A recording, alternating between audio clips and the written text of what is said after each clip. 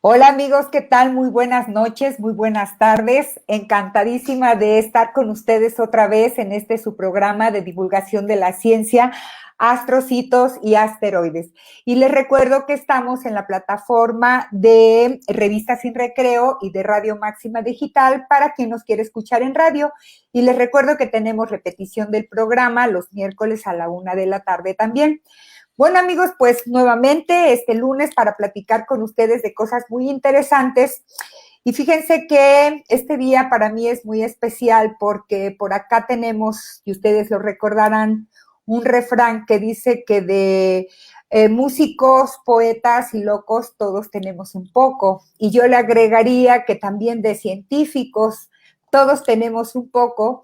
Y hoy, precisamente, quiero platicar con alguien para mí muy especial que conocí el año pasado y que en realidad nos dejó una impresión muy, muy buena, muy bonita, de mucha calidez además y de mucho conocimiento acá en México. Es un amigo que es de Chile y que en este momento con gusto lo voy a presentar. Él es Pablo Octavio Russell. Hola Pablo, ¿cómo estás? Hola Rebeca, qué gusto saludarte, qué gusto saludar de nuevo a los amigos de México. Un Muchísimas placer gracias. enorme, enorme Gracias, placer. Pablo. Bueno, pues Sí, estamos contentísimos, Pablo, porque pues acabo de decir un refrán, yo no sé si por ahí lo dicen ustedes sí, también en Chile. también se usa acá, sí, yo creo que es cierto. Y bueno, y como vamos a comentar, también los científicos tienen, además de mucho de loco, también muchos artistas.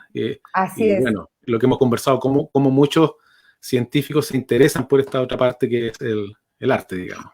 Efectivamente, y bueno amigos, a mí me gustaría empezar comentándoles que gracias a una queridísima amiga mía, la doctora Liliana Domínguez Cañedo, que ella es la Gran amiga. directora, amiguísima de nosotros, directora de la Facultad del Área de Ingeniería Química, pues un buen día estamos platicando ella y yo y nos dice, fíjate que vienen unos amigos chilenos, vienen a dar unas pláticas acá a Jalapa, y pues, ¿qué te parece si lo invitamos a que en el Centro de Investigaciones Cerebrales donde tú trabajas nos da una charla? Y le dije, sí, qué interesante. ¿Y qué área de la ciencia él trabaja? Y me dice, bueno, no, lo que pasa es que él es escritor y él es poeta. Entonces tiene cosas muy interesantes que platicarnos porque siempre le ha gustado mucho incursionar en la ciencia. Así es que, Pablo, primero platícame, ¿cuál es tu formación? Platícale a mi público, ¿cuál es tu formación y por qué tienes este amor especial por la ciencia?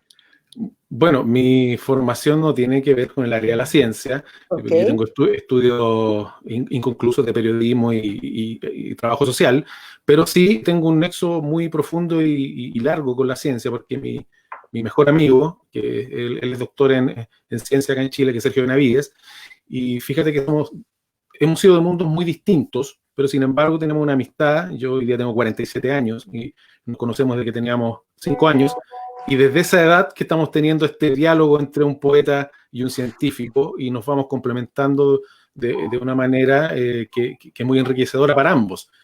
Porque esto está lleno de clichés que se suele pensar que los científicos son de un modo. Normalmente los clichés o estos prejuicios no vienen del área de la ciencia, vienen mucho más del área de la gente de las humanidades, que habitualmente son bastante apasionados en sus juicios. Pero Eso, sí, sí, por supuesto.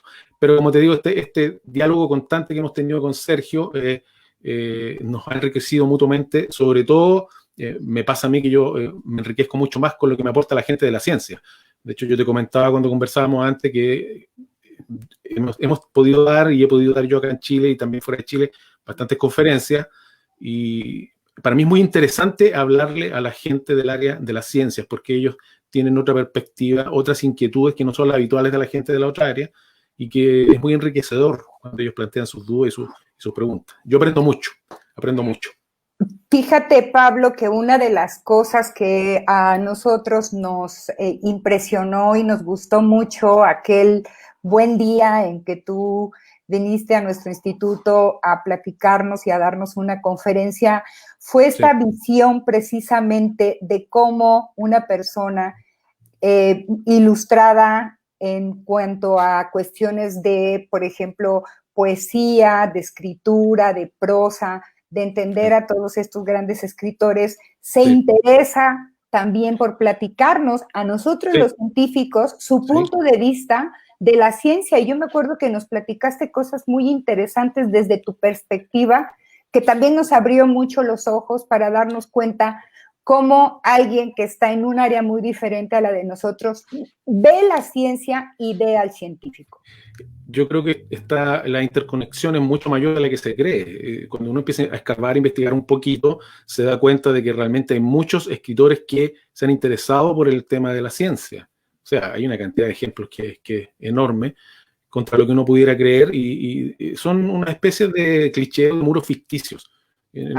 Todo está entrecruzado, pero como te digo, es muy interesante cómo se plantea la gente del área de la ciencia respecto al área del arte. Y es una historia que es muy rica, muy entretenida. Y bueno, y eso es un poco lo que podemos conversar hoy día, que más o menos para la gente que escucha sepa. Vamos a hablar de un par de figuras científicas que ahí, bueno, vamos a ir retroalimentando con Rebeca, que tiene que ver con este lado un poco más humano. Yo te comentaba, Rebeca, que al final la ciencia, se nos olvida que la ciencia finalmente es construida por humanos, por personas, con todos sus defectos o sus cualidades, a pesar de que muchas veces nosotros pensamos que estas grandes mentes son casi sobrehumanos para nosotros en su capacidad intelectual. Pero estas grandes mentes tienen este lado humano que puede servir mucho para algo que para mí es vital, que tiene que ver con la divulgación de la ciencia y cómo hacemos llegar la ciencia cada vez a mayor cantidad de gente de una manera en que se interese, que no lo vea como algo ajeno. Creo yo, desde mi punto de vista, digamos, de las humanidades, que se puede hacer llegar esto a la gente que no es del área de la ciencia y que se interese, mostrando un poquito de este lado y haciéndolo un poquito más partícipe, un poquito más cercano a la gente a través de la humanidad, de estas grandes mentes que nos parecen tan sobrenaturales a veces. Sí, me gusta mucho esta percepción que tú nos das, porque fíjate que efectivamente de repente la gente, el público en general, piensa cuando hablamos de un científico o simplemente mencionar esa palabra, dicen, no, bueno, son gentes que pueden ser absolutamente súper inteligentes, que tienen dotes. Y que viven en un mundo abstracto totalmente. Exacto, y bien dices tú, pues somos personas como cualquier otra que nos interesó un área específica dentro de la ciencia que nos gusta mucho, como cualquier otra cosa, el músico, el artista, el escritor, etcétera, claro. ¿no? Bueno, historia muy interesante. Así Disculpa, me hiciste acordar una anécdota. Hablaste de música. Me gustan mucho estos datos. La persona que hizo la primera escala musical fue un científico, y de hecho fue Pitágoras. La leyenda cuenta que él iba pasando por fuera de una herrería y los golpes del herrero en los metales, él oyó que eran distintos tonos y distintas tonalidades, y en base a eso él se inspiró para crear la primera escala musical. Pitágoras. Fíjate qué interesante. Y bueno, amigos, déjenme decirles que en una charla donde yo le hablé por teléfono a Pablo, dije, le voy a pedir que nos haga favor de platicar un ratito con nosotros en este programa. Se extendió, creo que hablamos como 40 minutos de mí. Yo creo, más o menos, sí. Hablamos de bastantes cosas, muy entretenidos, sí. Muy entretenidos, y bueno, al final quedamos en que platicar con ustedes acerca de un punto de vista de dos grandes científicos que sí, yo me atrevo a decirlo y me corregirá si no es así, Pablo, de dos, ahí sí, grandes mentes, ¿no? Porque realmente también sí hay mentes privilegiadas en estos saltos cuánticos de conocimiento en el mundo, ¿no? Entonces nos pusimos de acuerdo y dijimos, hay tanto de qué hablar que dividimos nuestro programa en dos partes, y en esta primera parte Pablo nos va a platicar de dos grandes mentes. Una de ellas es, por supuesto, Darwin, una de esas grandes mentes, y la otra gran mente es Oppenheimer. Oppenheimer, Oppenheimer, Robert Oppenheimer. ¿Qué te parece, Pablo, si empiezas a platicarnos un poquito desde tu punto de vista, cómo ves estas dos grandiosas mentes que le han dado tanto a la ciencia? Sí, mira, el caso de Darwin es muy interesante. Cuando uno lee una autobiografía, normalmente las personas que escriben su autobiografía tratan de quedar como los héroes de la historia. Sin embargo, cuando uno lee la autobiografía de Darwin, uno percibe algo que impresionó también mucho a sus contemporáneos, que era la humildad y la humanidad de Darwin. Ahora, esta autobiografía de Darwin tiene harta historia, porque fue censurada por la propia familia de Darwin y hace pocos años, digamos 50 años, un poco más, fue reeditada con los textos que se habían suprimido originalmente. Ahora, estas supresiones que hizo la familia de Darwin, principalmente uno de sus hijos, tenía que ver con temas como la religión o como Darwin también se refería a algunos de sus contemporáneos. Pero es muy interesante conocer ese otro lado de Darwin y ver cómo él transmite esta humildad y esta humanidad y, digamos, las cosas, él siempre le dio su justa medida. Sí.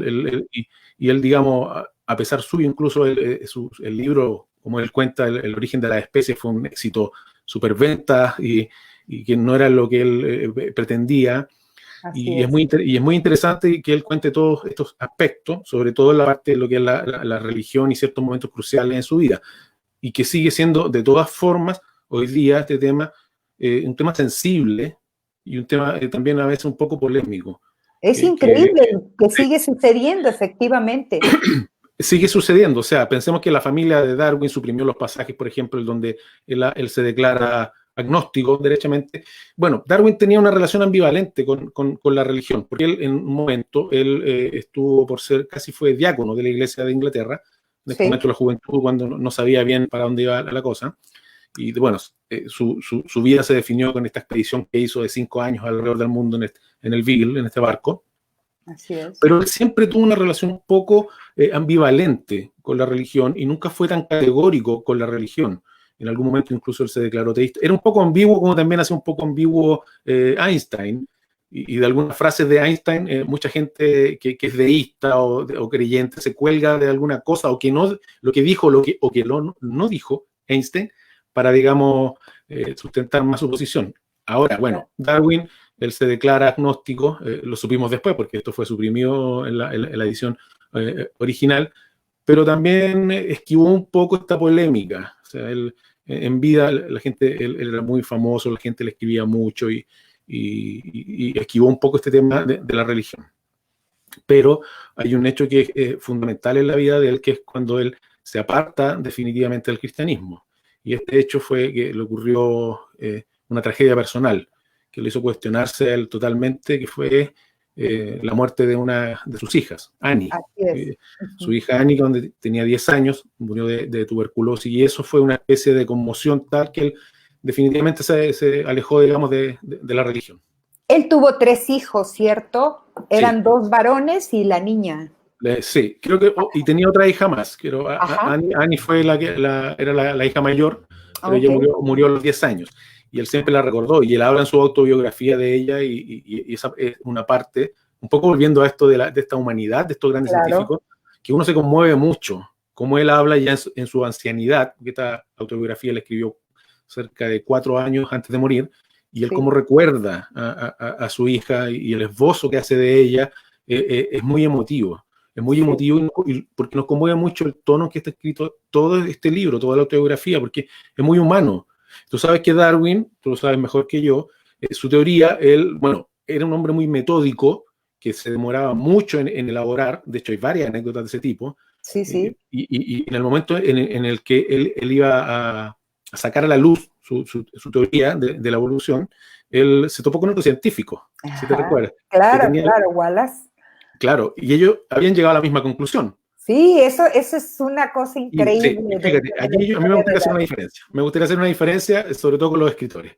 Si esto le pasa a 2 escritores, créeme que no harían lo que hicieron ellos, porque Wallace y Darwin se hicieron un intercambio epistolar y se dieron cuenta que habían llegado a las mismas conclusiones y sacaron una declaración en conjunto que habían llegado, digamos, por distintos caminos a la misma conclusión. Sí. Y sin, digamos, sin ninguna ansia, ninguno de los dos. O sea, estamos hablando gente totalmente, no voy a decir humilde, sino gente totalmente racional, dando las cosas a justa medida. Exactamente. Claro, digamos que la posteridad quiso que Darwin fuera, digamos, más famoso porque al año después sacó su libro mucho más estructurado que la teoría que había anunciado Wallace. pero en ningún caso con este objetivo de la fama. Son esas coincidencias que se producen más de una vez en la ciencia, como pasó también con Newton y Leibniz. No sé si recuerdas esa historia.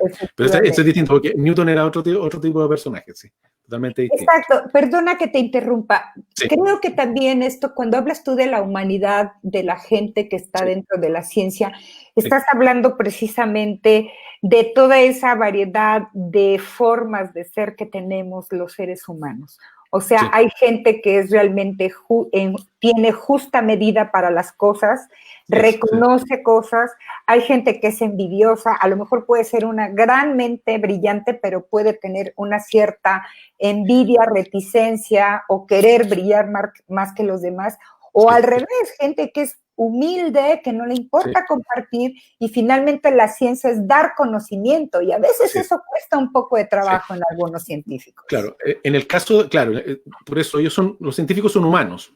Sí. Si recurrimos a la biografía de Newton, vemos que él también era un personaje bastante complejo y tenía algunas obsesiones con algunos otros científicos que él pensaba que podían hacerle algún tipo de competencia y se dedicaba a apocarlos, digamos. Sí. Newton era un hombre mucho más pasional, digamos. Pero el caso de Darwin, todo como él va contando es como si estuviera enumerando cosas que pasaron, hechos y en el fondo tratando de decir que su tarea principal para él era hacer este tipo de investigaciones y a él se entregó con toda su pasión a eso. Y bueno, nos muestra esta autobiografía, cómo él trabajaba. Por ejemplo, hay una anécdota que él estuvo 40 años estudiando las lombrices y después de 40 años recién de haberla estado estudiando y observando, se decidió a publicar una pequeña monografía sobre la vida de las lombrices. Entonces uno de sus contemporáneos no entendía cómo va a estar estudiando las lombrices de tierra 40 años y después de 40 años recién te anima a publicar algo, no lo entendía. Así es. Pero es un hombre muy metódico. Muy metódico, porque también hace trabajos para insectos, narra su viaje del Beagle, hace cosas de geología, porque era un hombre que realmente le gustaba saber sobre la naturaleza, ¿no? Y estuvo en Chile y, bueno, le tocó un terremoto acá en Chile. Sí.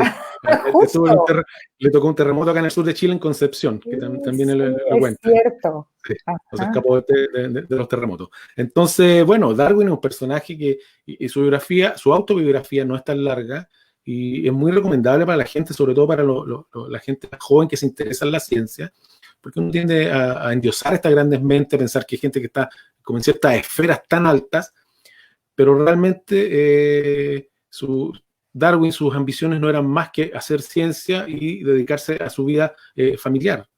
Y no era más que eso, digamos. Y un hombre muy humano y muy humilde. A mí me sorprende mucho eso, esa humildad no fingida, tan natural de él. Así es. Un tremendo personaje.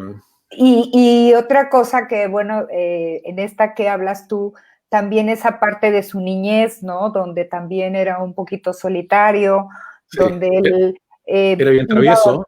Era travieso. Pero era eso mismo, de querer saber siempre, ¿no? Siempre, bueno, haciendo su experimentación, investigando, pero sobre todo con esta, digamos, pasión tranquila que tenía él, porque él era muy observador. O sea, en un principio su padre era médico, iba a seguir la carrera de médico, pero al final lo que decide su vida, este viaje que hizo y las observaciones, dedicarse, digamos, a ser el naturalista que fue. Claro. Me gusta mucho que nos digas esto, Pablo, porque yo te quiero hacer una pregunta. Cuando nosotros, bueno, la gente que hacemos ciencia tenemos como ciertas reglas para escribir algo que nosotros estamos estudiando y que son muy técnicas. Pero tú como escritor, y ahorita que te oigo que dices, yo recomiendo que escriban, que lean este libro maravilloso que es de su autobiografía. Tú como escritor, como poeta, cuando tú lees este libro, ¿qué fibras toca principalmente en tu humanidad? Sí, lo que pasa es que yo, en mi camino hacia esta investigación de la ciencia, tiene que ver por conocer más de la ciencia, entonces no llegué buscando como ese lado humano. Yo dije, bueno, quiero empezar a leer libros de divulgación científica, que hay muchos ahora, hay algunos bastante buenos, como Brian Cox o Michio Kaku, son grandes divulgadores de nuestro tiempo, y de ahí se fue ampliando, digamos, mi espectro de lectura y empecé a investigar un poco más de estas biografías de científicos, pero no buscando tanto ese lado humano. Yo quería saber cuál es el método, cómo funciona la ciencia, y después me fue como al revés, porque después me empezó a como sorprender del lado humano de los científicos y toda la historia que hay atrás de cada uno de ellos, porque hay una historia que uno a veces uno queda con la boca abierta, es una historia de las vidas de algunos científicos que uno no se imagina, porque solamente Claro. después el producto final, el invento o la fórmula, y no se imagina todo lo que hubo atrás. Claro, Entonces, muy interesante leerlo. Y después, bueno, nos vamos a pasar a alguien que es un poquito más contemporáneo, sí. pero antes de que nos platiques de este personaje, yo por ahí busqué y hay una frase que a mí me llama mucho la atención, hablando precisamente de la humanidad, de los grandes científicos, de esta gente que por alguna razón sobresale de todos. La ciencia se hace de eslabones, de muchos eslabones, y de repente alguien encuentra dentro de esos eslabones y dice, eureka, ¿no? Lo encontré, esto es, pero ya hay una historia atrás para haber encontrado lo que tú buscabas. Y precisamente de Oppenheimer, yo encontré una frase que me parece muy fuerte, que dice, ahora me he convertido en la muerte, El en el destructor de destructor mundos. del mundo. Así es. Entonces, cuando tú lees eso y te das cuenta hablando de la humanidad de estas personas, no me imagino lo que vivió este hombre para poder, claro, para llegar a esa conclusión, querido amigo. Platícanos un poquito de Oppenheimer. Esa cita que tú nombraste de Oppenheimer, él la dijo en el momento cuando vio el efecto de la primera prueba de la bomba atómica en Alamogordo.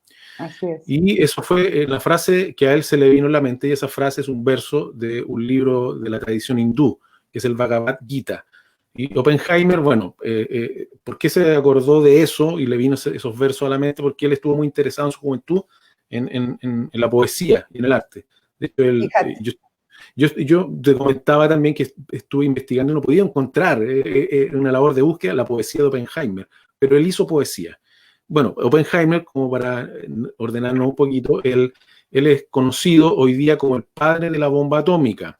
Ahora, ¿padre en qué sentido? Que la labor de Oppenheimer fue que en el desarrollo de la bomba atómica, el gobierno de los Estados Unidos necesitaba una persona que, además de las cualidades de ser un científico, que tuviera todo este bagaje teórico, pudiera coordinar los equipos de científicos que estaban trabajando en el proyecto. Y Oppenheimer, que no era un científico de primera línea, era un tipo muy brillante, pero en teórico muy brillante, y tuvo algunos logros teóricos bien importantes, pero no era de primera línea. Sin embargo, tenía esta característica de armar equipos de trabajo. Y entonces, nosotros, hoy día cuesta un poco imaginarse la presión a la que estuvo sometido un tipo como Oppenheimer. De primero, por una parte, tener que lidiar con la mayor colección, alguien dijo la mayor colección de lumbreras que se ha juntado en la historia de la humanidad para este proyecto Manhattan. Y por otra parte, Manhattan, claro. Y por otra parte, tener que estar lidiando, y de hecho fue una pelea que tuvo él toda su vida, con el gobierno de Estados Unidos. Que tú sabes que Oppenheimer él fue muy perseguido, y de hecho fue hundido por el gobierno de Estados Unidos después de que se logró el triunfo del proyecto Manhattan. Él fue muy perseguido, acusado en la época del macartismo. De hecho, fue destituido de sus cargos y fue bastante humillado también. Por esta sospecha que había de que él tenía afiliación comunista, que es lo que pasaba en el macartismo. Pero un personaje muy interesante. O sea, volviendo un poquito atrás, tenemos que pensar que Oppenheimer era un tipo un poco disperso. Él tenía una capacidad cerebral tan grande que él, solo por poner un ejemplo, él hablaba 8 idiomas. O sea, hablaba 8 idiomas, le interesaba la poesía, leía los clásicos antiguos, entonces era un poco disperso, y eso impidió que se concentrara, digamos, mucho más en una labor específica como alguno de sus amigos contemporáneos, que era amigo, bueno, de todas estas lumbreras, de Godel, de Fermi, de todas estas grandes mentes. Claro. Pero esa misma capacidad le impidió concentrarse, pero le dio esta amplitud y sobre todo de poder trabajar con mucha gente y hacer estos equipos de trabajo. Y es muy interesante ver cómo él logró eso. También conocer su vida privada es muy interesante porque, te repito, o sea, hay que ponerse los zapatos de un tipo como Oppenheimer, pensando en la presión en la que él estaba sometido, trabajando en un proyecto que muy poca gente y ni siquiera los más cercanos sabían el efecto que podía tener la bomba atómica. O sea, estaban elaborando un arma poderosa, lo sabía el círculo más cercano. De hecho, bueno, los miles de trabajadores que llegaron a trabajar ahí no sabían para qué estaban trabajando, o tenían ciertas nociones, pero no sabían. Entonces, fue toda una aventura un poco ingenua, en el sentido de los nombres que le pusieron, por ejemplo, las bombas, que son Fat Boy, y unos nombres un poco en broma, porque no sabían bien qué es lo que venía y la potencia que podía tener esto. Entonces, la capacidad que tuvo Oppenheimer, con todo este bagaje cultural, poético, su ser políglota, estar interesado en el arte y en la física cuántica y todo esto, él tenía este aspecto, era bien político, de poder manejar esto, que tenía que manejar gente. Al final son científicos, todo lo que uno quiera, pero son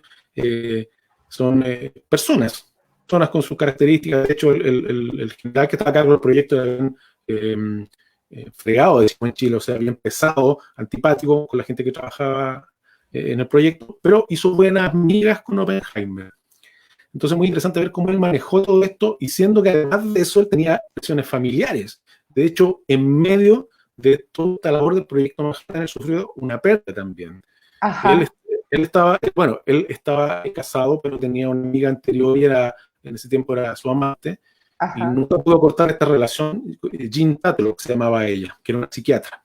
Sí. Entonces, en medio del momento más álgido del trabajo en la bomba atómica, Jean Tatlock se suicida. Y a Oppenheimer le avisaron con cerca de 4 semanas de desfase porque no querían interrumpir su trabajo, y tuvo un shock muy fuerte. Y aquí en esta biografía de él relatan cómo él tuvo shock, y de hecho él abandonó y se fue a vagar por los bosques cercanos en una conmoción. No podemos saber lo que él pensó en ese momento, o sea, claro, con esta conmoción tan grande que él tenía.